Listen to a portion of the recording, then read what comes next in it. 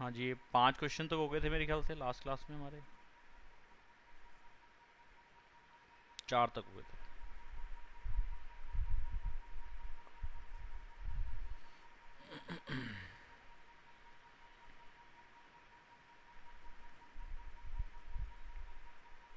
Fifth question और six, 2 question रह गए अभी इस एक्सरसाइज के।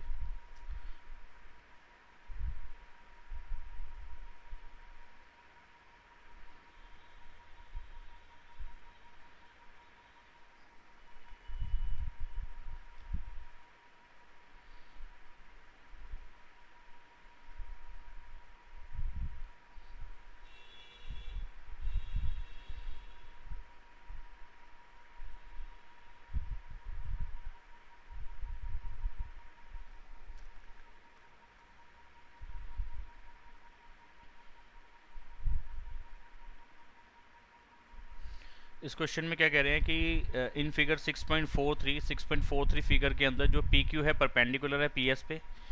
पी क्यू पी एस पे परपेंडिकुलर है, ये साइन भी उन्होंने बना दिया, मतलब कि 90 डिग्री का एंगल है। परपेंडिकुलर का मतलब 90 डिग्री का एंगल, ठीक है। और P Q is perpendicular to sorry P Q is parallel to S R. P Q जो है एस आर जो दोनों साइड्स हैं ये पैरेलल हैं, यानी कि आपस में इंटरसेक्ट नहीं होंगी।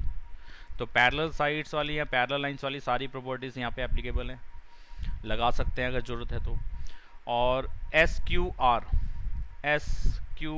आर ये एंगल 28 है, हमें मार्क करके दे रखा है इन्होंने कि इतना एंगल 28 है।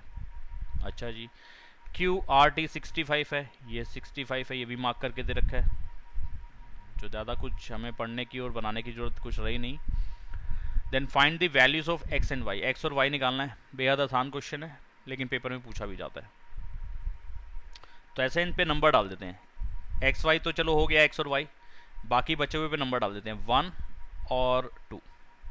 ठीक है, 1 एंगल 28 डिग्री का है, 2 एंगल 65 का है। नजर आ रहा है सभी को 1 और 2 लिखा हुआ? और बड़ा करूं?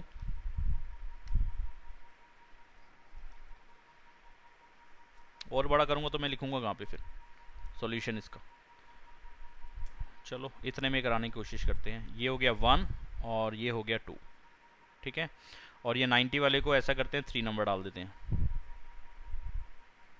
बचे हुए पे नंबर डाल देते हैं, यहाँ पे 5 डाल देता हूँ। अगर ज़रूरत रहेगी तो उसका यूज़ हो जाएगा। यहाँ पे 6 डाल देता हूँ, अगर इसकी भी ज़रूरत होगी तो कहीं यूज़ कर लेंगे। चलिए अब करते हैं काम। एक्स और वाई निकालना है। एक्स और वाई दोनों एक ट्राइंगल के पार्ट हैं एक ट्राइंगल के एंगल्स हैं पी एस क्यू ट्राइंगल के। सारे हैं आज क्लास में? हाँ। पी एस क्यू ट्राइंगल के अंदर ये एक्स और वाई आ रहा है। अगर मुझे एक्स मिल जाए तो वाई आराम से निकल जाएगा कि एंगल सम प्रॉपर्टी का यूज़ कर दूंगा, और अगर वाई मिल जाता है तो भी मैं एक्स निकालूंगा बड़े आराम से एंगल सम प्रॉपर्टी का यूज़ करके।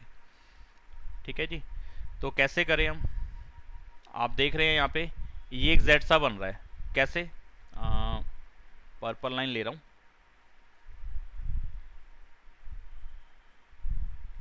पर्पल कलर से मैं ये जेड बना रहा हूँ, नज़र आ रहा होगा आपको।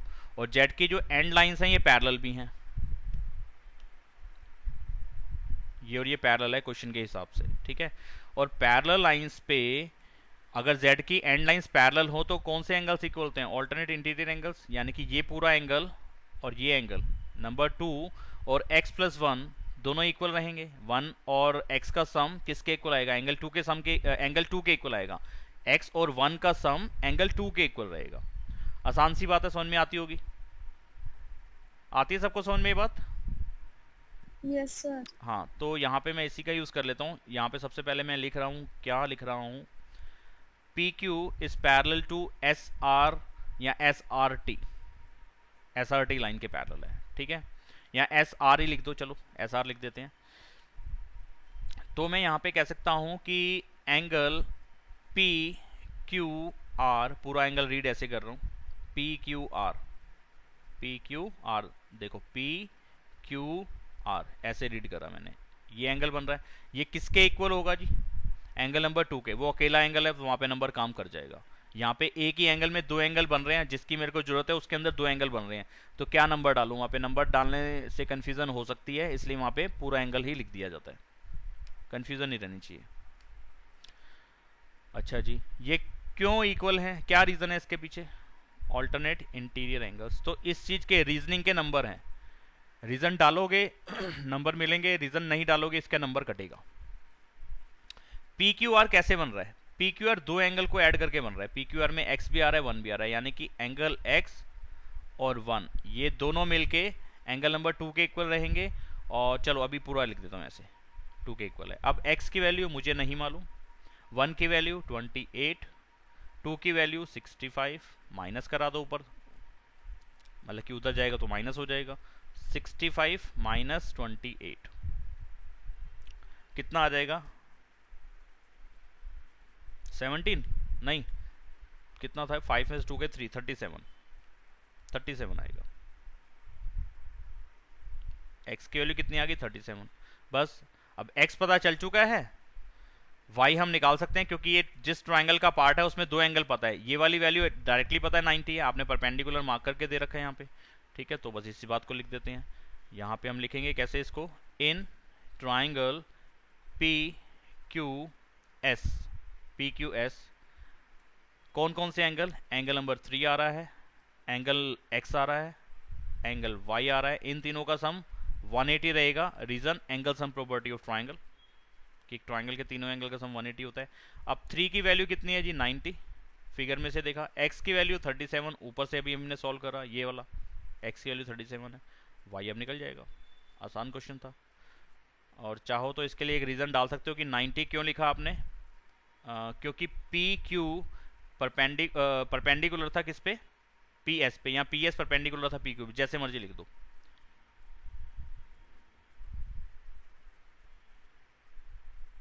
पी एस पे परपेंडिकुलर है इसलिए 90 डिग्री का, इसके लिए तो रीज़न है, इस पॉइंट के लिए 90 वाले के लिए।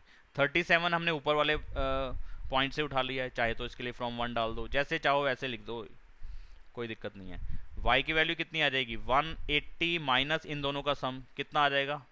9 और 3 12, कितना आ जाएगा? 53। y की वैल्यू होगी 53, x की वैल्यू है 37, y की वैल्यू 53, यही हमें निकालना था। तो इस क्वेश्चन में कुछ ऐसा था नहीं कि कोई खतरनाक वाली बात हो जो समझ में ही ना आए। यहाँ लगी कुछ आया सबको समझ में? अंशिका, देव,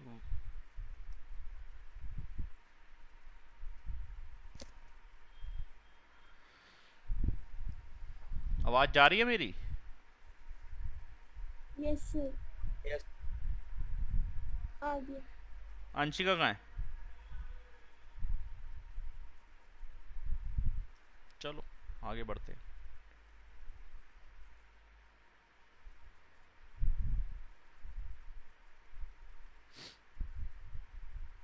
लास्ट क्वेश्चन एक्सरसाइज का, और ये क्वेश्चन पूछते हैं टीचर पेपर में, ऐसे के ऐसे, ऐसे ठीक है।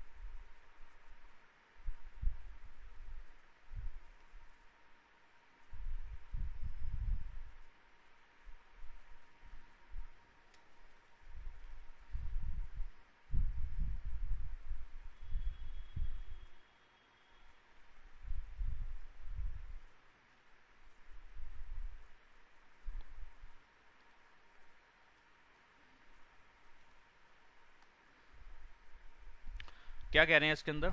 इन फिगर 6.44, ये फिगर है 6.44, इसके अंदर इन्होंने बोला था side Q R of triangle P Q R की क्यू आर साइड को प्रोड्यूस करा गया एक पॉइंट एस तक। दिख रहा है हमें कि उसको आगे बढ़ाया गया, प्रोड्यूस मतलब आगे बढ़ा दिया गया। इफ द बाइसेक्टर याद रखना है, इंटरसेक्ट करना और बाइसेक्टर या बाइसेक्ट करना अलग अलग बातें हैं। इंटरसेक्ट सिर्फ काटना, बाइसेक्ट काटने के साथ साथ आधा कर देता, ठीक है। बाइसेक्ट मतलब हाफ, पहले भी आया था ये point. Of if the bisectors of angle P Q R, यानी कि इस एंगल का एक बाइसेक्टर ये जा रहा है, ये बाइसेक्टर है, ये पिंक वाली लाइन इस पर्पल एंगल का बाइसेक्टर है क्वेश्चन के हिसाब से। और पी आर एस का बाइसेक्टर मीट करता है पॉइंट टी पे, वो हमें दिख रहा है। पी आर एस दूसरा एंगल है, इसको मैं बनाता हूं ऑरेंज कलर से, ये वाला एंगल। इस एंगल का बाइसेक्टर है ये ग्रीन लाइन, ये ये बाइसेक्टर है। और ये ऑरेंज, ये सॉरी पिंक वाला और ये ग्रीन वाला दोनों बाइसेक्टर बढ़ा दिए गए तो एक पॉइंट टी पे मीट करते हैं। हमें दिख रहा है कि मैं इसको आगे बढ़ा दूं और इस ग्रीन वाले को आगे बढ़ा दूं तो ये एक पॉइंट टी पे इंटरसेक्ट कर जाएंगे। हाँ जी ठीक है। तो बाइसेक्टर का मतलब था हाफ कर देना। अब वो बाइसेक्टर लाइन का भी हो सकता है, वो एंगल का भी बाइसेक्टर हो सकता है। फिलहाल एंगल का बाइसेक्टर है तो एंगल को हाफ कर रहा होगा। ठीक है, तो ये लाइंस डली रहने देता हूँ, ठीक है, कोई दिक्कत नहीं है। तो ये पर्पल वाले एंगल को ये पिंक वाली लाइन ने बाइसेक्ट करा। बाइसेक्ट करा मतलब उसके दो टुकड़े कर दिए। ठीक है जी, एक टुकड़ा ऊपर रहा, एक टुकड़ा नीचे आ गया। तो कलर कोई अच्छा सा ले लेता हूँ, डार्क कलर। कौन सा डार्क कलर? ऑरेंज वाला सही रहेगा। ब्लू कलर कहाँ गया? यहाँ से ये रहा। ये 1 और ये 2, ये दो एंगल बने, ये दोनों इक्वल रहेंगे। ऐसे ही 3 और 4 ये भी बाइसेक्टर की वजह से दो पार्ट बन गए। पी आर, ऑरेंज वाले एंगल का ग्रीन वाली लाइन ने टुकड़ा कर दिया, दो टुकड़ा कर दिया, बाइसेक्ट कर दिया। बाइसेक्ट मतलब दो इक्वल पार्ट कर दिए। ठीक है, तो ये दोनों इक्वल रहेंगे, इसके लिए कोई टेंशन हमें है नहीं। तो यहाँ पे हम लिख देंगे एंगल 1 एंगल 2 के इक्वल है और एंगल 3 एंगल 4 के इक्वल है। यहाँ पे हम लिख सकते हैं Q T and T R या R T R the bisectors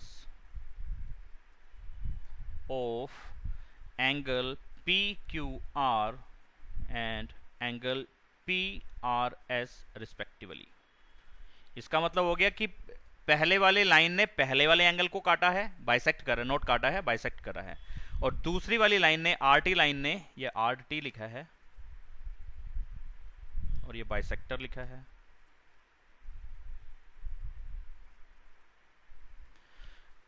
RT line ने, दूसरी लाइन ने दूसरे वाले एंगल को बाइसेक्ट करा है। ठीक है, और पहली वाली लाइन ने पहले वाले एंगल को बाइसेक्ट करा है।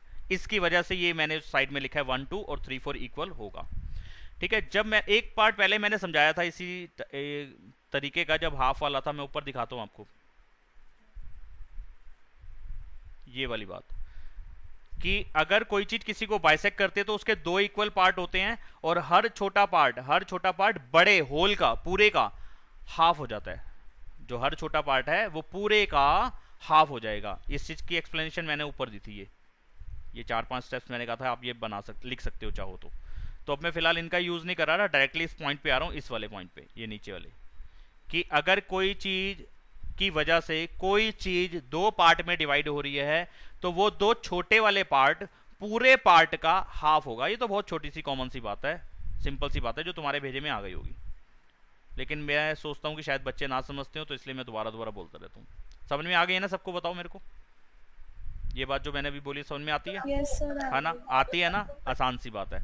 तो उसी बात को मैं यहाँ पे फिर से लिख रहा हूँ। चाहो तो इसी में ऐड कर सकते थे इसी बात को, कि अगर मैं थोड़ा सा इनको शिफ्ट कर दूं इधर, थोड़ा सा काम करना पड़ेगा। 1 मिनट को पहले तो इस चीज़ को मैं डिलीट करता हूँ जो फालतू में मुझे परेशान करेगी। यहाँ पे ये वाली बात हो जा डिलीट, यार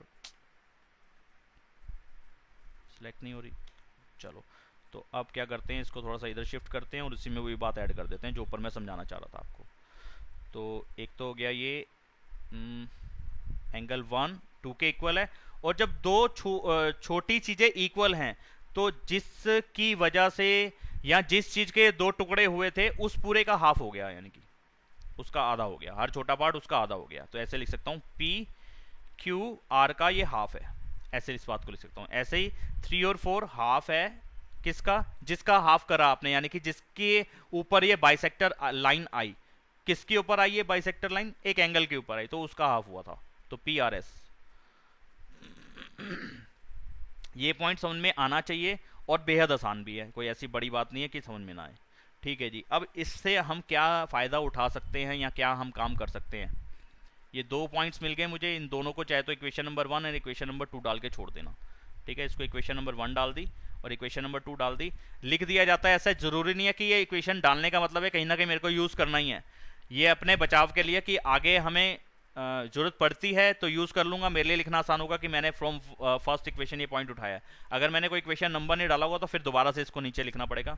तो बेटर है कि यहीं पे आप नंबर डालते हो। चलो, जो जो समझ में आ रहा है वैसा लिख रहे हैं। पहले तो जो इन्फॉर्मेशन आपने दी क्वेश्चन के अंदर, उसके हिसाब से तो यही बात मुझे क्लियर हो रही थी।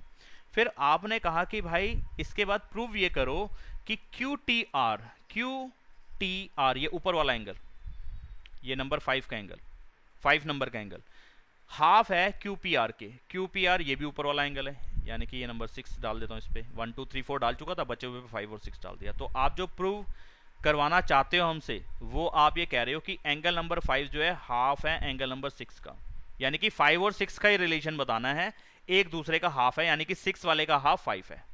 कोई किसी का हाफ जबरदस्ती नहीं कि 5 का भी हाफ कर दोगे तो भी चलेगा, नहीं, 6 नंबर वाले का हाफ 5 नंबर वाला एंगल है। ठीक है जी, करते हैं इस पे काम। अब इससे क्या हम इंफॉर्मेशन जो दे रखी है उससे मैं क्या इस क्वेश्चन का लिंक बना सकता हूँ, पहले तो उस चीज को समझो। अगर मैं एंगल सम प्रॉपर्टी का कहीं यहाँ यूज करने लगा या यूज करूं तो मुझे क्या हासिल होगा? एंगल सम प्रॉपर्टी से मैं बता सकता हूँ 2 और 5 और 3 और इसके साथ वाला एंगल, इन तीनों का सम 180 होगा। क्या करूँ उस 180 का, कहीं आगे यूज कर पा रहा हूँ? ना तो 2 से 3 का कोई, 2 से 5 का कोई डायरेक्टली लिंक हो पा रहा है, ना 3 से इस बचे हुए एंगल का कोई लिंक हो पा रहा है। तो इंटीरियर सारे एंगल्स लेके एंगल सम प्रॉपर्टी लगाऊं तो मुझे कुछ बात समझ में नहीं आ रही कि आगे बढ़ाऊंगा कैसे। लिख तो दूंगा और वो बात ठीक भी होगी कि इन सब का सम 180 आ जाएगा, इंटीरियर एंगल्स का सम 180 होता है, हाँ ठीक है, लेकिन उस बात को लिखने से मुझे जो चीज़ प्रूव करनी है वहां तक मैं पहुंच पाऊंगा? कुछ दिमाग कह रहा है इस बात से कुछ पहुंच पाओगे हम, या समझ में आता है कि ऐसा कुछ कर पाए इससे? नहीं, इससे हम नहीं हम कर पा रहे। एंगल सम प्रॉपर्टी से मुझे कोई 180 90 ऐसी कोई बात प्रूव नहीं करनी, यहाँ पे एंगल सम प्रॉपर्टी में मुझे दिखानी पड़े, तो वो चीज़ हमारे अभी भेजे में आ नहीं रही और उसका कहीं डायरेक्टली यूज़ भी नहीं नज़र आ रहा। अच्छा, ऐसे ही मैं दूसरी तरफ से अगर मैं एंगल सम प्रॉपर्टी का यूज़ करने लगूँ इस वाले ट्राइंगल के अंदर, तो 6 1 2 और इस वाले खाली वाले का, इन सब का सम भी कितना हो जाएगा? 180 हो जाएगा। फिर कोई लिंक बन पाएगा इनका आपस में? ज़्यादा अच्छा लिंक बनता नज़र नहीं आ रहा। लिंक बनता है लेकिन जैसा चाहिए वैसा काम बन नहीं पाएगा। सर तो एक्सटीरियर एंगल प्रॉपर्टी से कर सकते हैं? हाँ, एक्सटीरियर एंगल प्रॉपर्टी का ही यूज़ करवा रहा हूँ यहाँ पे। मैं वही बताना चाह रहा था कि इंटीरियर एंगल, जो इंटीरियर एंगल की प्रॉपर्टी थी या angle sum property of triangle था, जो इंटीरियर एंगल्स का सम 180 था, वो यहाँ पे यूज़ आ नहीं रहा, काम नहीं कर पाएगा। ठीक है, तो सर मैंने भी अभी कर हाँ, एक सेकेंड, मैंने म्यूट कर दिया आपको। क्या सर सर मैंने भी अभी करके देखा, मेरा तो क्या एंगल सम अब प्रॉपर्टी ये से? तरीका सही है एंगल सम लेकिन प्रॉपर्टी से? नहीं। हाँ, एक्सटीरियर एंगल एक्सटीरियर से, से हाँ वो हो जाएगा, मैं करवा रहा हूँ, वही करवा रहा हूँ, एक्सटीरियर से ही होगा। यहाँ देखो, अगर मैं यहाँ से इस ये वाला ट्राइंगल है जिसपे नंबर 5 का एंगल आ रहा है, इस ट्राइंगल को लूँ तो 5 वाले एंगल से बनने वाला ट्राइंगल है ये, पिंक वाली लाइन आएगी, ग्रीन वाली लाइन आएगी। थोड़ा सा ऊपर करता हूँ पिक्चर को, ये दिखेगी आपको, इमेज दिख रही है, फिगर दिख रही है आपको। 5 एंगल से बनने वाला ट्राइंगल कौन सा है? एक ये पिंक वाली लाइन जाएगी, एक ग्रीन वाली लाइन जाएगी और बेस आएगा, यानी कि टी क्यू आर। तो मैं ऐसे लिख रहा हूँ, in triangle T Q R, इस ट्राइंगल के अंदर। फिगर साथ में देखनी जरूरी है, इसलिए मेरे को इतने पोर्शन में ही लिखना पड़ेगा सारा कुछ, क्योंकि ऐसा नहीं है कि कोई कैलकुलेशन के स्टेप्स हैं जो एक से ऊपर वाले से नीचे वाला बन जाएगा। मुझे फिगर से देख के सारा काम करना है। ये सारी चीज़ मुझे चाहिए, जो चीज़ प्रूव करनी है वो चीज़ मेरे को आंखों के सामने चाहिए रहेगी। ठीक है, और तुम्हें भी चाहिए रहेगी जब भी क्वेश्चन करोगे। तो टी क्यू आर ट्राइंगल के अंदर एंगल नंबर 4 किसके इक्वल होगा? एंगल नंबर 4 इसका एक्सटीरियर एंगल है। जो 4 नंबर का एंगल है वो इस ट्राइंगल का एक्सटीरियर एंगल है, क्योंकि इस ट्राइंगल की एक साइड क्यू आर बन रही है और क्यू आर साइड को एक्सटेंड किया गया, प्रोड्यूस करा गया इस पॉइंट तक। ठीक है, तो किसी ट्राइंगल की किसी भी एक साइड को अगर आगे बढ़ा देते हो तो वहां पे एक एक्सटीरियर एंगल बन जाता है, और उस एक्सटीरियर एंगल का इंटीरियर एंगल के साथ एक रिलेशन होता है। वो एक्सटीरियर एंगल प्रॉपर्टी में लास्ट क्लास में मैंने समझाया था आपको। तो यहाँ पे मैं लिख सकता हूँ कि एंगल नंबर 4 किसके इक्वल होगा? इंटीरियर अपोजिट के। इंटीरियर अपोजिट कौन से होते हैं जी? 4 का इंटीरियर एंगल ये वाला पूरा बनेगा, ये 3 और 3 के साथ जो ब्लैंक पार्ट है वो, ये इंटीरियर एंगल बनेगा। इसको छोड़ दो तो फिर दो एंगल कौन से बचे? 2 और 5। तो मैं लिख सकता हूं 2 और 5 के सम के इक्वल होगा ये एक्सटीरियर एंगल प्रॉपर्टी।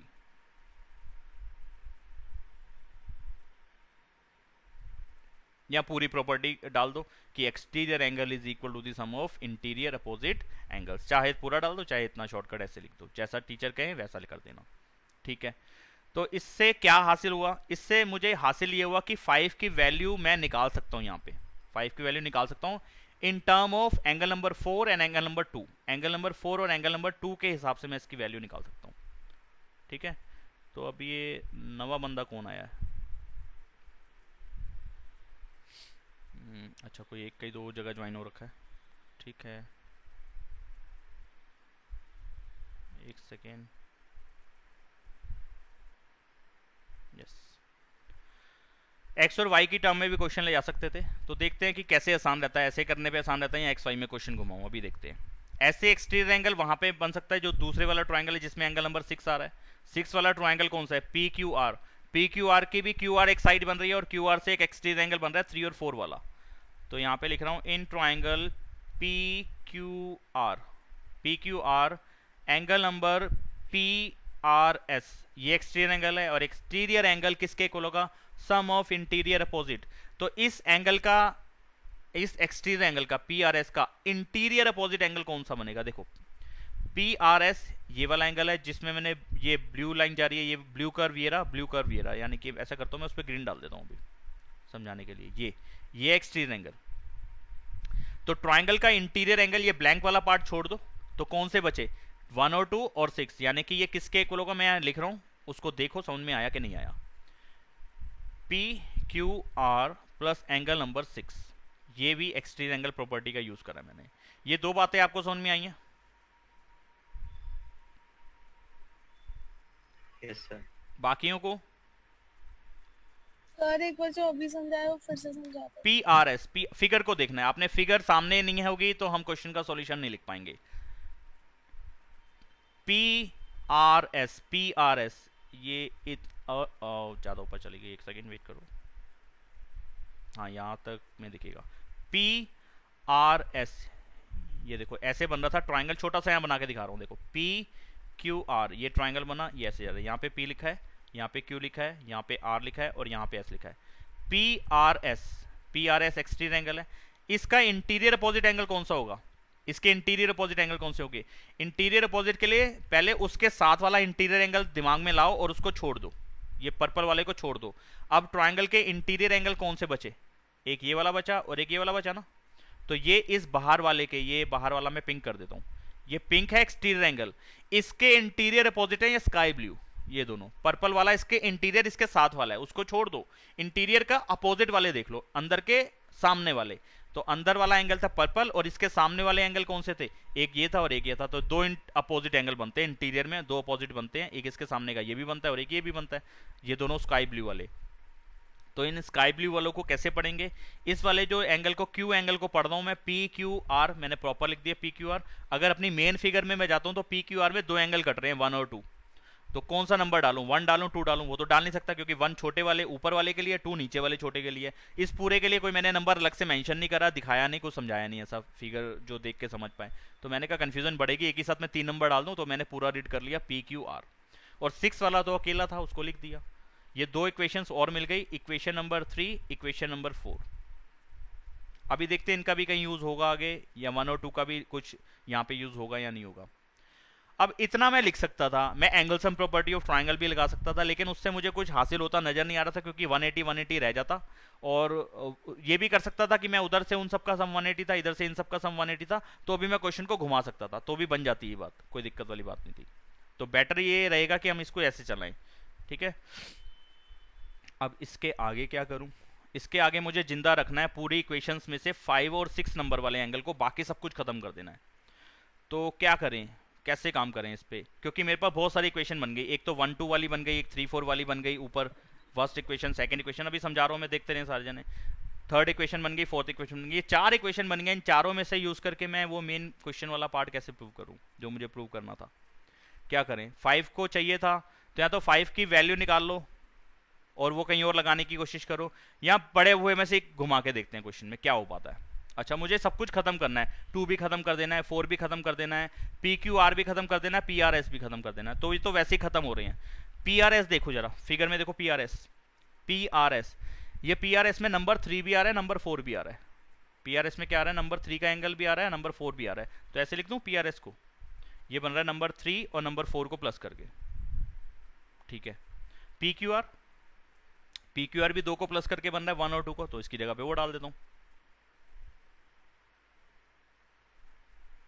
ठीक है, ये लिख दिया, ठीक है। तो फोर्थ इक्वेशन ये वाली किसी काम की नहीं रहेगी मेरी, अब जो बनाई है ये शायद कुछ काम में आ जाए। अच्छा, आगे बढ़ते हैं।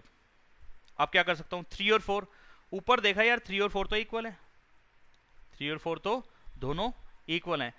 दोनों की जगह या तो 4 डाल दो या दोनों की जगह 3 डाल दो। दोनों की जगह 4 डाल सकते हो क्योंकि 3 की जगह 4 लिख सकते हो, 4 की जगह 3 लिख सकते हो, या तो दोनों की जगह 3 कर दो या दोनों की जगह 4 कर दो। एक चीज ध्यान दो, इससे पहले वाली इक्वेशन में 4 दिख रहा है, 3 कहीं नहीं दिख रहा, यानी कि और कहीं पे इस इक्वेशन के अलावा 3 और 4 जहां पे मैं इक्वल बताना चाह रहा हूं उसके अलावा कहीं और पे एंगल नंबर 3 नहीं आ रहा। तो मैं क्या करूं, ऐसा नहीं कर दूं दोनों को एंगल नंबर 4 बना दूं, बना सकता हूं ना। तो 3 की जगह पे 4 लिख दिया, 4 की जगह पे 4 ही रहने दिया, लिख सकता हूं ना क्योंकि 3 4 के इक्वल है, तो 3 को रिप्लेस करके 4 लिख सकता हूं, मैंने लिख दिया। अच्छा ठीक है, ऐसे ही 1 और 2 ये रहे ऊपर, 1 की जगह पे 2 लिख सकते हो, 2 की जगह पे 1 लिख सकते हो। किसकी जगह पे क्या लिखूं, ऊपर वाली इक्वेशन में देखो कहीं इसके अलावा कहीं और पे 1 नहीं आ रहा, 2 कहीं पे और पे भी आ रहा है, तो 2 में क्यों ना कन्वर्ट कर दूं पूरे क्वेश्चन को और 4 में ही कन्वर्ट कर दूं। तो 4 में तो कन्वर्ट कर दिया, इस वाले पार्ट को ऐसा करता हूं 1 की जगह पे 2 रिप्लेस कर सकता हूं तो कर देता हूं और 2 को 2 छोड़ देता हूं। अब इक्वेशन नंबर 4 इससे पहले वाली को लिखने का कोई फायदा नहीं था, इस वाली पे काम करेंगे। तो ये समझाने का एक तरीका है, आपको हर जगह 4 4 लिख के काटना नहीं है। तो जब तक मतलब कि कहने का मतलब मैं इस वाली इक्वेशन को जब तक सिंप्लीफाई मैक्सिमम जहां तक सॉल्व कर सकता हूं वहां तक नहीं कर देता, उसके बाद इस पे नंबर डालूंगा।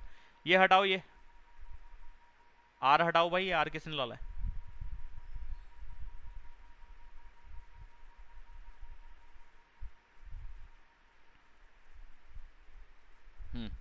अच्छा इसको और आगे सॉल्व करें तो क्या बन सकता है, ये 4 और 4 कितनी बार है, 2 बार है ना, तो ऐसा लिख सकता हूँ ट्वाइस ऑफ 4।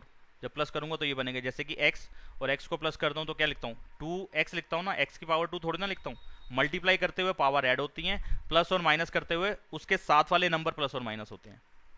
ठीक है, तो यहाँ पे प्लस माइनस कर रहा हूँ तो 4 और 4 कितनी बार है, 2 बार है, प्लस कर रहा है तो ट्वाइस ऑफ 4। ऐसे 2 और 2 कितनी बार है, प्लस कर रहा हूँ 2 बार है तो twice of angle 2 plus angle 6। ये कर लिया। अब इससे आगे मैं और इसको सिंप्लीफाई नहीं कर सकता और कुछ नहीं कर सकता। चलो इसको डाल देते हैं क्वेश्चन नंबर 4। ठीक है, तो ये वाली इक्वेशन जो और सिंप्लीफाई हो सकती थी मैंने कर दी।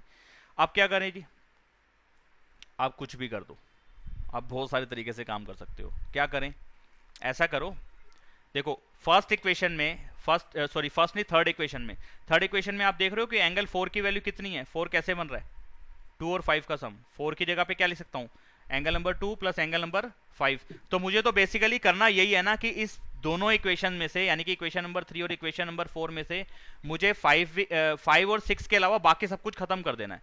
तो मैं 5 और 6 को नहीं छेड़ूंगा, बाकी सारे एंगल्स को खत्म कर दूंगा, यानी कि किसी की जगह पे कोई सी वैल्यू लगा दूं, लेकिन 5 और 6 को खत्म ना करूं। हाँ सर, हम इक्वेशन 4 को और भी तो सॉल्व कर सकते थे। नहीं, और करने की जरूरत नहीं है, यहीं पे काम बन जाएगा। तुम इसको इधर लाके 2 कॉमन लेना चाह रहे हो ना? यस सर, वो जो एंगल 4 के साथ जो 2 है कोई दिक्कत, वो नीचे डिवाइड में हो जाएगा। कोई दिक्कत नहीं। अभी देखो मैं बहुत आसान कराने वाला हूँ, देखो देखते रहो। तो इक्वेशन नंबर 3 में से वैल्यू निकालूं 4 की, 2 और 5, तो यहाँ लगा सकता हूँ। ठीक है, इक्वेशन नंबर 3 में से 4 की वैल्यू क्या मिल रही है, इक्वेशन नंबर 3 में 4 की वैल्यू क्या है, angle number 2 plus angle number 5। 2 और 5 को प्लस करके लिख दोगे जहाँ पे वो एंगल नंबर 4 है। ठीक है, तो एंगल नंबर 4 की जगह पे 2 प्लस 5 लिख सकता हूँ ना? हाँ जी लिख सकते हो, लिख दो। 2 एंगल नंबर 4 को हटाया, इसकी जगह पे लिख दिया, तो दोबारा से देखता हूँ क्या था, 2 प्लस 5, 2 प्लस 5। ठीक है, ऐसे लिख दिया कि 4 की जगह पे क्या लिख सकता हूं, 4 की जगह पे लिख सकता हूं 2 और 5 का सम। और 4 किससे मल्टीप्लाई हो रहा है, 2 से, तो ये भी किससे मल्टीप्लाई होगा, 2 से। ये होल कैलकुलेशन मल्टीप्लाई होगी 2 से। बस अब मेरा क्वेश्चन सॉल्व हो गया। यहां पे डाल दूंगा फ्रॉम इक्वेशन नंबर 3 से वैल्यू मैंने पुट करी है। ठीक है, तो चलिए अब इसको सॉल्व कर देते हैं। 2 से इसको मल्टीप्लाई करा, ट्वाइस ऑफ 2, 2 से इसको मल्टीप्लाई करा, twice of 5, twice of 2 plus angle number 6।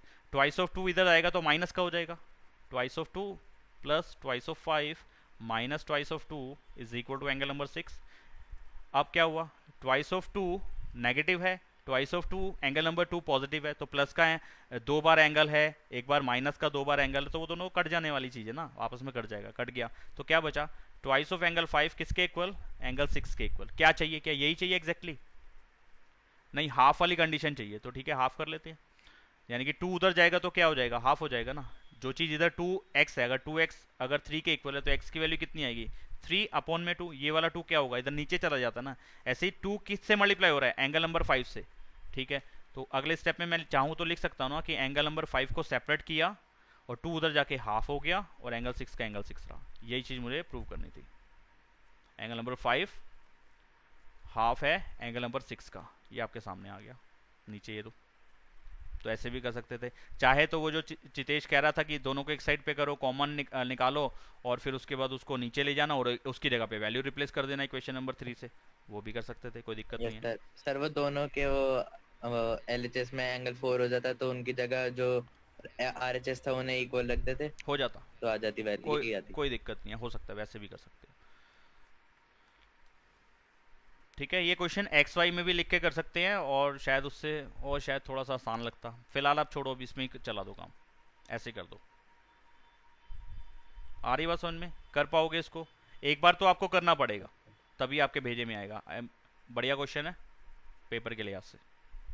ठीक है, अब मैं थोड़े से एग्जांपल्स ले रहा हूँ।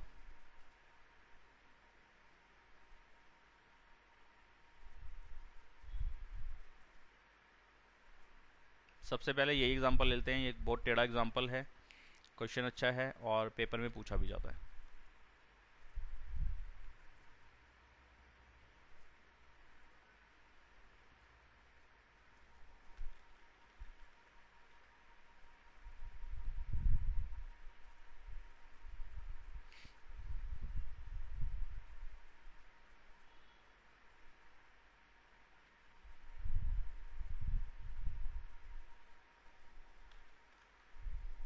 स्कोर कितना खींचूं, बड़ी चाहिए ना ये फिगर, तो ये तो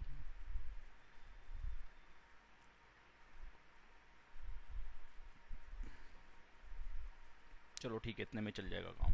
अब लिखने में कहाँ तक जगह चाहिए, क्या होगा?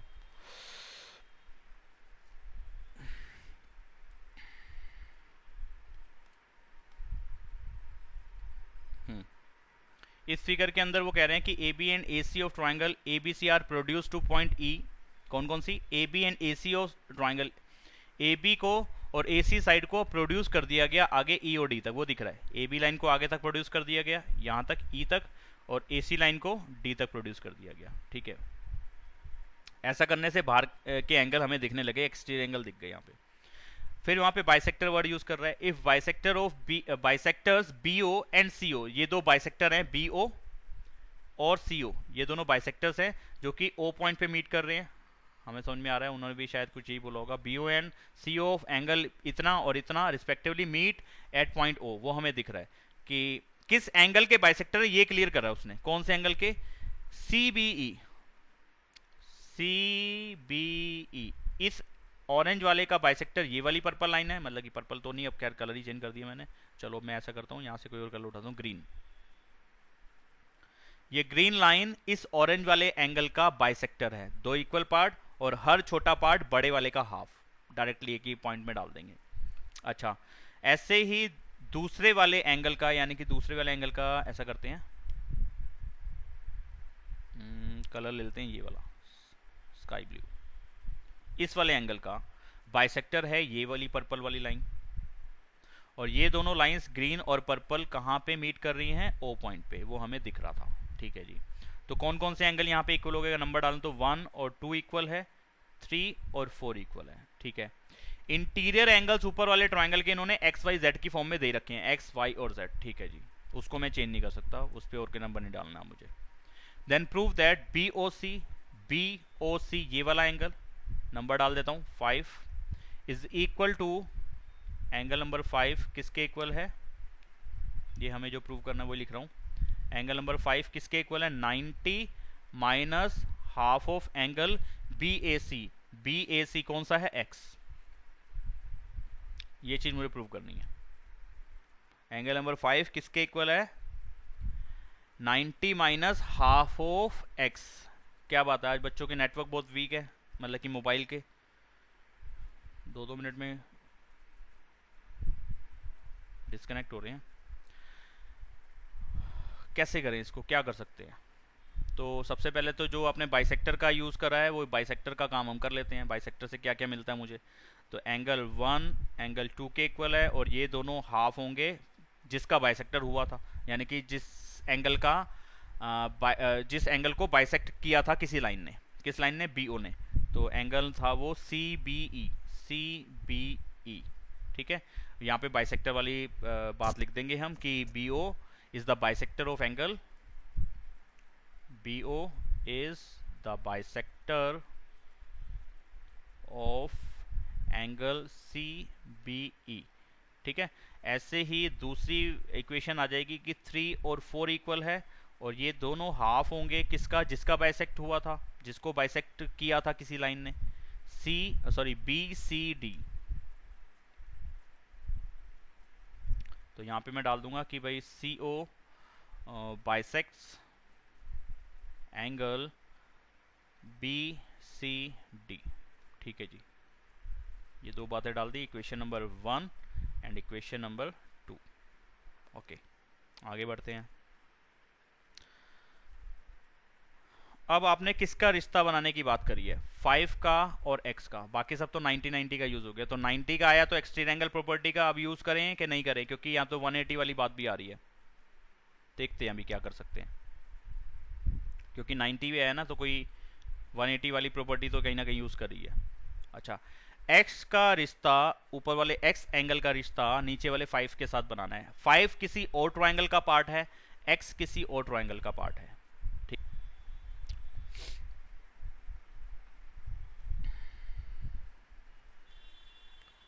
देखो हमें करना क्या है कि ये एंगल नंबर 5 और एंगल नंबर x दो अलग अलग ट्रायंगल के हैं।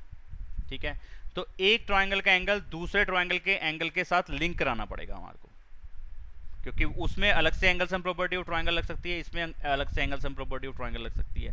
लेकिन इसका कोई भी एंगल उसके किसी भी एंगल के साथ डायरेक्टली लिंक कैसे कराएं। यहाँ पे आप देखो कि एक स्ट्रेट लाइन बन रही है, इस स्ट्रेट लाइन पे जितने भी एंगल होंगे, ये फिगर थोड़ी सी इधर उधर जंप कर गई, एक सेकेंड। हाँ, तो इस स्ट्रेट लाइन पे कौन सी, ये वाली, ये जो है उसके ऊपर करूं, क्या करूं, ऊपर ही करना पड़ेगा, ये वाली लाइन, इसके ऊपर 3 एंगल बन रहे हैं, इन तीनों का सम कितना होगा, 180 होगा।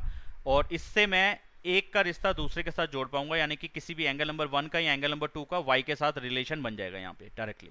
ठीक है, ऐसे भी कर सकते हैं, हाँ कर सकते हैं। तो यहाँ पे एक काम करते हैं, कैसे मैं लिखूं अगर कहीं पे कि y + 1 + एंगल 2 किसके इक्वल है, 180 के, तो लिख सकता हूँ। क्यों लिख रहा हूँ जी यहाँ पे, क्यों, क्योंकि AE इज अ लाइन, ये एक लाइन है, ए भी एक लाइन थी, लाइन को आगे प्रोड्यूस कर रहा था तो वो भी एक लाइन ही बनी, तो AE एक लाइन है, चाहे ए भी एक लाइन लिखो, आपकी मर्जी है, दोनों बातें यहाँ पे काम करेंगी, सही है। अच्छा, y + 1 और 2 आपस में इक्वल एंगल्स हैं, 1 और 2 दोनों आपस में इक्वल हैं, तो 1 की जगह पे 2, 2 की जगह पे 1 लगा सकते हैं। 2 जो है बाहर का एंगल बन रहा है, एंगल नंबर 2 जो है ट्रायंगल के बाहर का एंगल बन रहा है, तो ट्रायंगल के बाहर का भी तो मैं यूज कर ही नहीं रहा हूँ, एक्सटीरियर एंगल का कहीं यूज कर ही नहीं रहा हूँ, ट्रायंगल के अंदर वाले एंगल का यूज कर रहा हूँ, तो अंदर वाला एंगल कौन सा है, 1, तो 2 को भी 1 में कन्वर्ट कर दो, तो एंगल नंबर 1 2 को कर दिया एंगल नंबर 1 किसके इक्वल, 180 के इक्वल। तो अगर मैं इसकी कैलकुलेशन कर लूँ तो मेरे को कुछ ऐसे मिलता है कि ट्वाइस ऑफ 1 + y या y + ट्वाइस ऑफ 1 किसके इक्वल, 180 के इक्वल। इसको और आगे सॉल्व करूं, इधर से भी 180 आ सकता है। चलो इसको इतना लिखते हैं और थोड़ी सी ना लाइन छोड़ के चलते हैं आगे, अगर कुछ इसमें चेंजेस करने होंगे या इससे कोई और इक्वेशन बनानी होगी तो उसके लिए मेरे पास स्पेस होना चाहिए यहाँ पे, तो इतना मैं स्पेस छोड़ के चल रहा हूँ अभी। हाँ जी सर, इसमें एक बार वो समझा दो कि 1 क्यों लिया, 2 क्यों नहीं लिया। 1 इसलिए लिया क्योंकि 1 ट्रायंगल का इंटीरियर एंगल है, ठीक है, और उसका रिश्ता इस 5 के साथ डायरेक्टली हो जाएगा। ठीक है, हो तो एक्सटीरियर का भी जाता है, एक्सटीरियर से भी क्वेश्चन घुमा सकते हो, घूम उससे भी जाएगा, कोई दिक्कत वाली बात नहीं, आप करके देखने ना, एक्सटीरियर वाले से काम उससे बन जाएगा, क्योंकि एक्सटीरियर का रिश्ता इंटीरियर वालों के साथ ही तो होता ही तो है, घूम फिर के कैसे भी कर लो।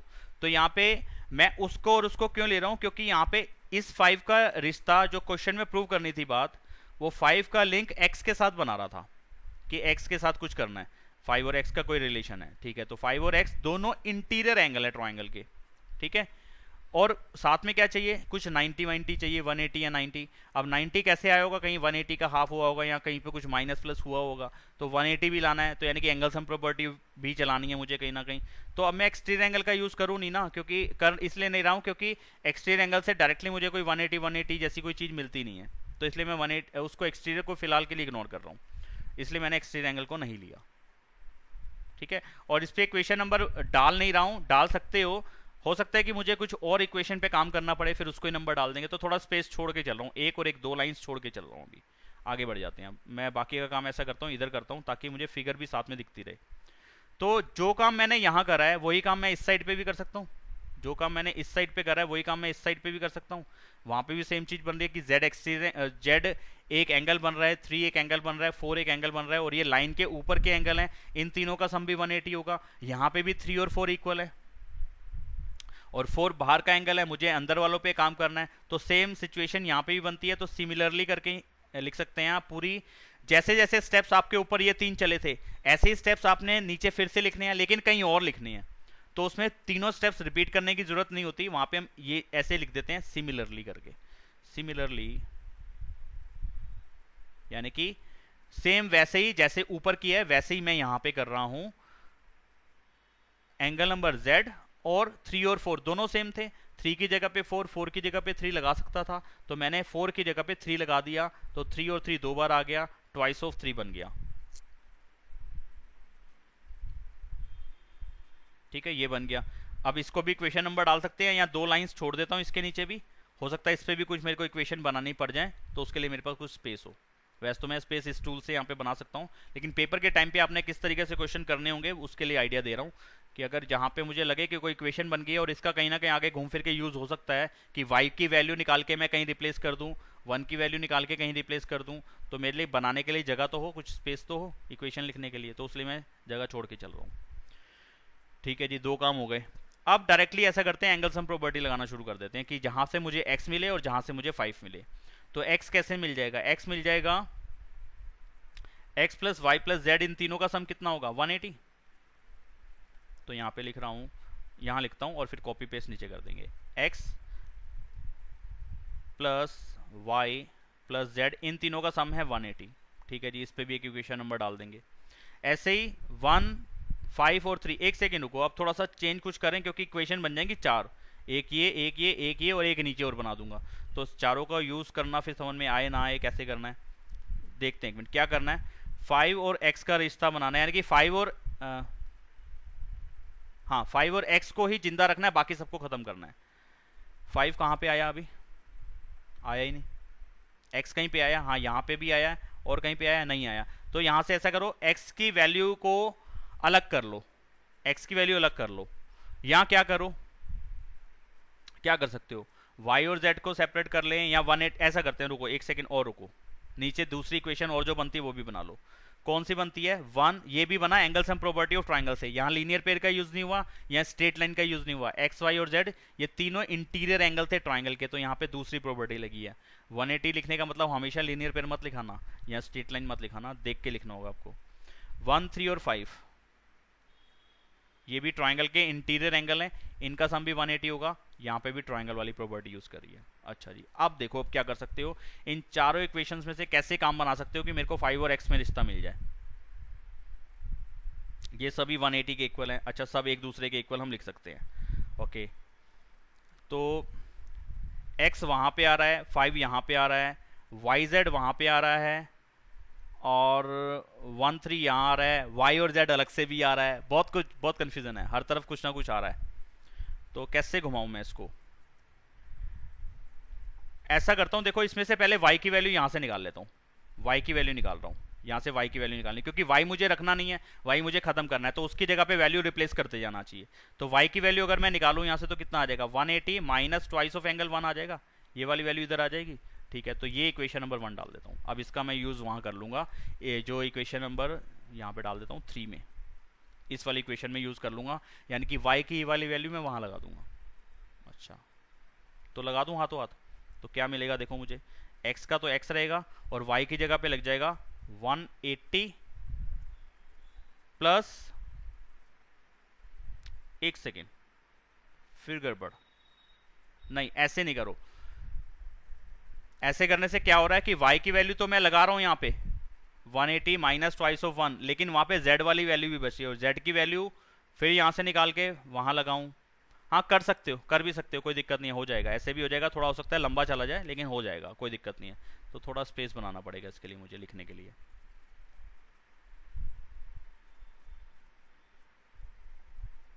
इसको थोड़ी देर के लिए नीचे रख रहा हूँ यहाँ पे साइड पे।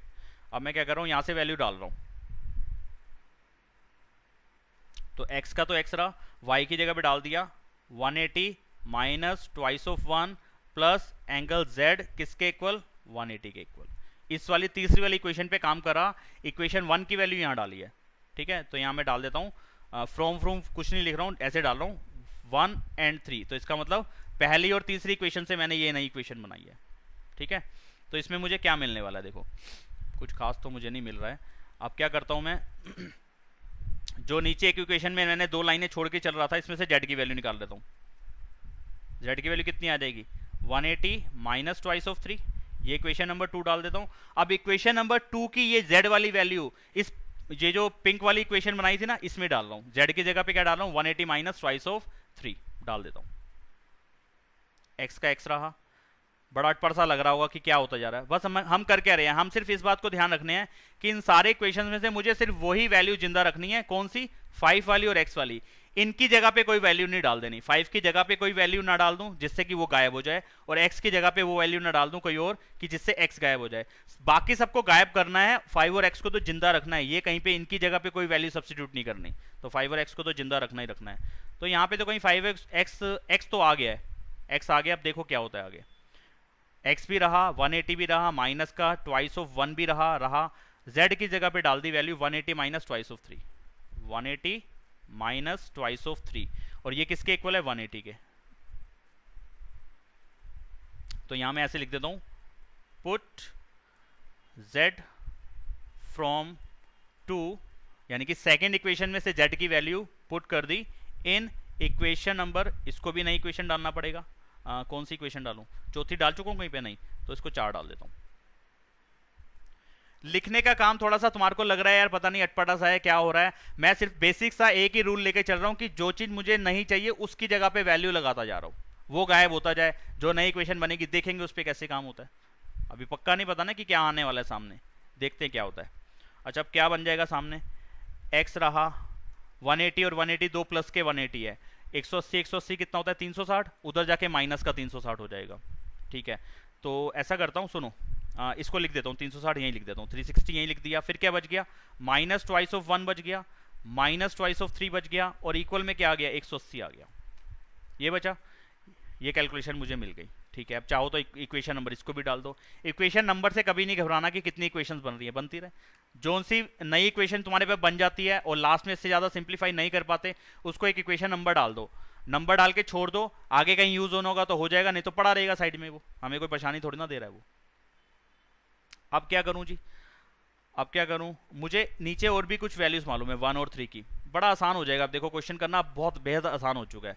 क्या करना है मुझे, x का x रखा, अब मैं पता क्या कर रहा हूं, ये जो माइनस वाली दो वैल्यूज है ना, इसको प्लस की बना लेता हूं, ठीक है।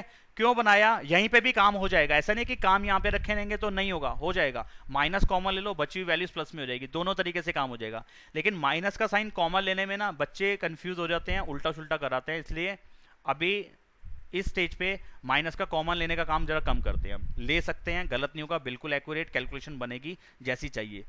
तो मैं क्या कर रहा हूँ, 360 को भी यहीं रख रहा हूँ क्योंकि ये माइनस का नहीं है, 180 को उठा के इधर ला रहा हूँ, ये माइनस का 180 हो गया, और ये 1 और 3 को, ये जो माइनस वाले दोनों एंगल थे, इसको दूसरी साइड पे ले जा रहा हूँ, ले जा सकता हूँ, कोई दिक्कत नहीं है, दोनों प्लस के हो जाएंगे, कोई दिक्कत नहीं है। अभी भी क्वेश्चन 2-3 तरीके से आगे घुमाया जा सकता है, जो आसान लगे कर सकते हो। क्या कर सकते थे, ये जो पर्पल वाली एक इक्वेशन ये पड़ी हुई है ना, इसमें से किसी एक की वैल्यू निकाल लो। किसकी निकालनी चाहिए, 1 की भी निकाल सकते हो, 3 की भी निकाल सकते हो, 5 की भी निकाल सकते हो, लेकिन ध्यान दो 5 की नहीं निकालना, क्योंकि 5 को तो जिंदा रखना है, 5 को नहीं मारना। 5 की जगह पे किसी की वैल्यू नहीं डाल देनी, ना ना ना, इसको तो रखना ही रखना है। 5 की वैल्यू नहीं निकालूंगा, 1 की निकाल लूँ या 3 की निकाल लूँ, वो निकाल के इस वाली इक्वेशन में, जो पिंक वाली लास्ट इक्वेशन बची हुई है, पड़ी हुई है, इसके अंदर डाल दो। कैलकुलेशन करोगे अपने आप तुम्हारा आंसर बन जाएगा, जो चाहिए था वो प्रूव हो जाएगा। नहीं समझ में आ रहा और आसान करना चाहते हो वो कर सकते हो। यहाँ क्या कर रहा हूँ मैं, 1 और 3 को सेपरेट कर रहा हूँ, 1 और 3 को सेपरेट कर रहा हूँ, 5 को दूसरी जगह शिफ्ट कर रहा हूँ, तो क्या हो जाएगा 180 माइनस एंगल नंबर 5। हाँ जी, ये बन गया, ठीक है। ये बन गई इक्वेशन, इसको साइड में रखा रहने दिया, उस पर और काम करते हैं। x इन दोनों को कैलकुलेट कर लूंगा, 180 और 360 प्लस का और माइनस का, तो कितना बचेगा, प्लस का 180 बचेगा, हाँ जी बचेगा। किसके equal? Twice of angle 1 plus twice of angle 3 के। इन दोनों में से 2 कॉमन आ जाएगा। हाँ जी आ जाएगा। क्या बचेगा? एंगल 1 प्लस एंगल 3 बचेगा। ठीक है जी। बस अब एंगल 1 और 3 की जगह पे पूरी एक साथ वैल्यू लगा सकते हो, 180 minus 5,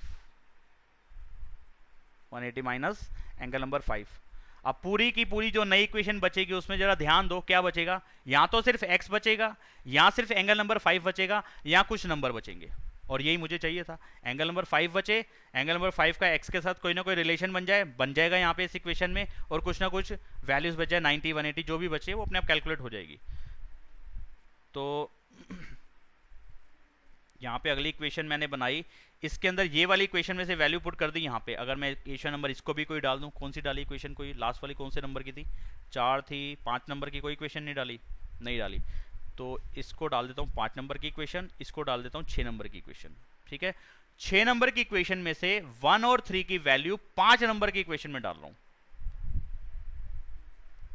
put the value of angle number 1 plus 3 from equation number 6 in equation number 5। Equation number 6 में से 1 और 3 की सम, 1 प्लस 3 का सम की वैल्यू उठा के मैं लगा रहा हूं इक्वेशन नंबर 5 में। तो क्या मिलेगा मुझे? x का x आएगा, इस वाली इक्वेशन पे काम कर रहा हूं मैं, x का x रहा, प्लस का 180 रहा, इक्वल का इक्वल रहा, ट्वाइस का ट्वाइस रहा। ट्वाइस किसका है? 1 प्लस 3 का। 1 प्लस 3 कंबाइन सम का 2 से मल्टीप्लाई है, तो इसकी वैल्यू मुझे कितनी मिल रही है? 180 माइनस एंगल 5, तो इसकी जगह पे डाल देता हूँ 180 माइनस एंगल 5। ठीक है, अगला स्टेप क्या बन जाएगा? x प्लस 180, 2 से मल्टीप्लाई, 2 को 180 से मल्टीप्लाई करोगे 360, 2 को एंगल नंबर 5 से मल्टीप्लाई करोगे ट्वाइस ऑफ एंगल नंबर 5। ठीक है जी। अब क्या करना है? अब जो चीज चाहिए ना, अब ऊपर जरा, अब क्वेश्चन के ऊपर डिपेंड करेगी कि मुझे x को सेपरेट करना है या 5 को सेपरेट करना है। जैसा चाहोगे वैसा हो जाएगा। 5 को सेपरेट करना है तो 5 को मैं सेपरेट कर रहा हूं और पॉजिटिव साइन के साथ। तो क्या कर रहा हूं? 5 तो सेपरेट अभी नहीं है, 360 के साथ प्लस या माइनस हो रहा है, नेगेटिव साइन इसके साथ, तो नेगेटिव को पॉजिटिव करना है ना, तो इसको इधर ले आता हूं और उधर से सारी टर्म्स को उठा के इधर ले आता हूं। तो उससे क्या होगा? 5 एक जगह पे आ जाएगा और प्लस के साइन के साथ आ जाएगा। ये आगे और भी क्वेश्चंस जरूरी तो नहीं है ना as it is same question ही आ जाए। वैसे तो चांसेस यही हैं, तुम्हारे 9th 10th लेवल तक बुक के ही क्वेश्चन डाल देते हैं।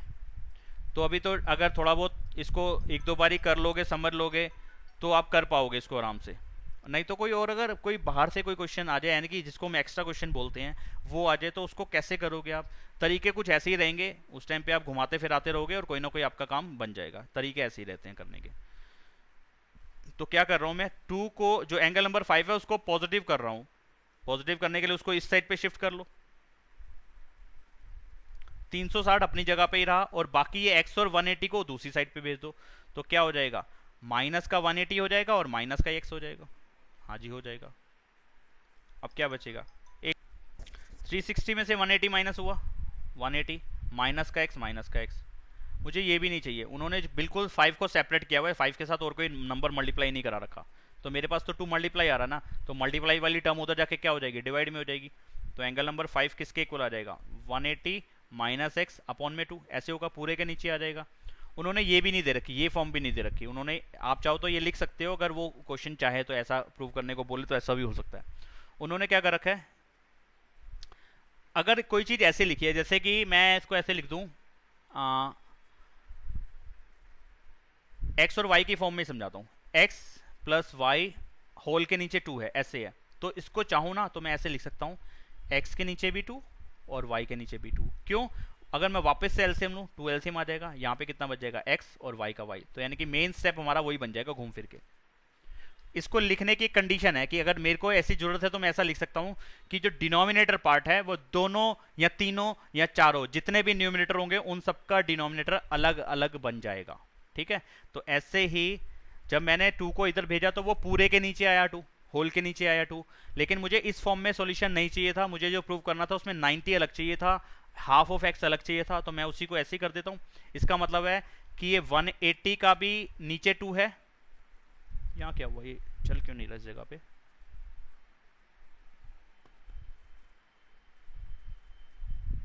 (180) के नीचे भी 2 है और x के नीचे भी 2 है। ठीक है, ऐसे हम इसको समझ सकते हैं, ऐसा ही होता है।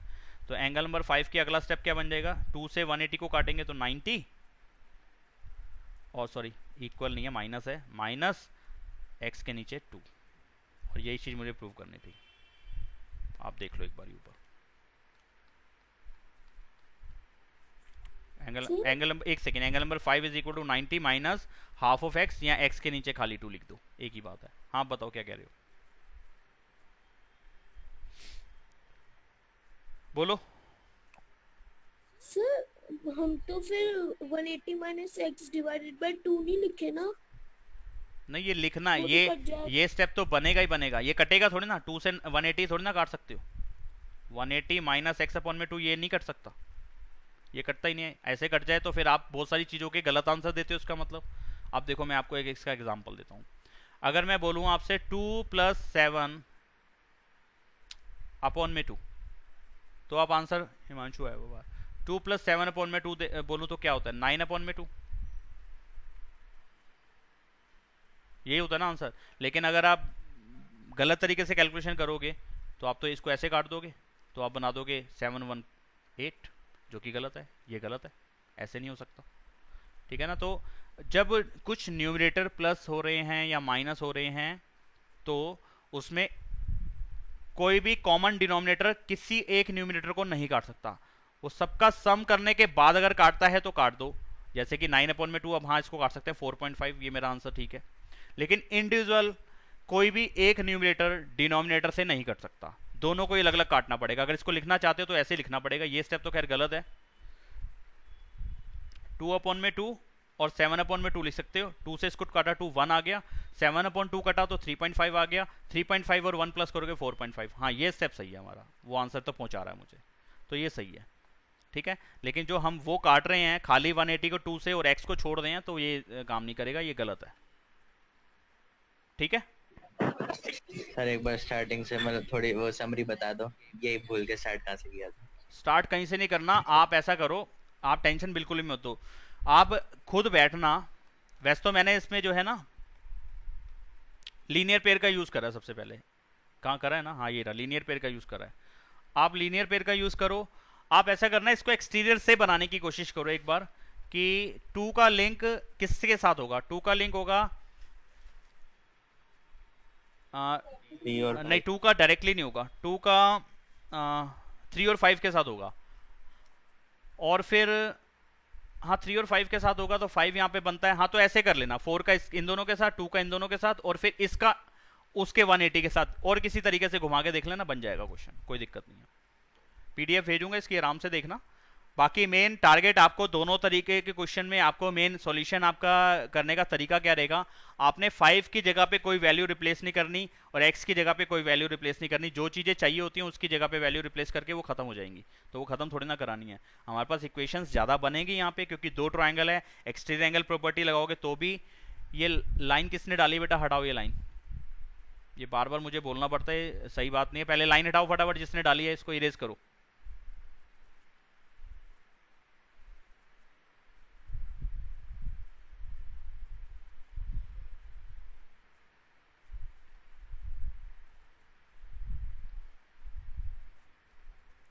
नालायक बच्चे हैं एक नंबर के। तो ये पेपर में पूछा जाता है, लेकिन ज़्यादा नहीं, कम। पेपर में जो पूछा जाता है ना वो एनसीईआरटी के क्वेश्चन ज़्यादा पूछते हैं, जो एक्सरसाइज के क्वेश्चन है। एग्जाम्पल्स वगैरह भी पूछ लेते हैं, तो आप ये तैयार करके जाना, ये क्वेश्चन अच्छा है सारे एग्जाम्पल्स में से। बाकी और एग्जाम्पल्स भी हैं करने वाले, तो वो सारे आसान हैं। ठीक है, तो अभी मैं इस टाइप के क्वेश्चन देखूंगा, मुझे और मिलेंगे तो मैं जरूर कराऊंगा आपको, है मेरे पास अभी नहीं है फिलहाल, मुझे देखने पड़ेंगे, यू लाइक वगैरह में से ढूंढ के दूंगा आपको, कराऊंगा अभी। एक सेकेंड, टाइम कितना हुआ, अभी हो गया टाइम। तो आज बस इतना ही करते हैं, बाकी नेक्स्ट क्लास में करेंगे। और ये वाला क्वेश्चन तैयार करना, मैं बता देता हूँ कौन से क्वेश्चन पेपर में पूछे जाते हैं ज़्यादातर। एग्जाम्पल ये वाला, इसमें से लास्ट क्वेश्चन नंबर 6,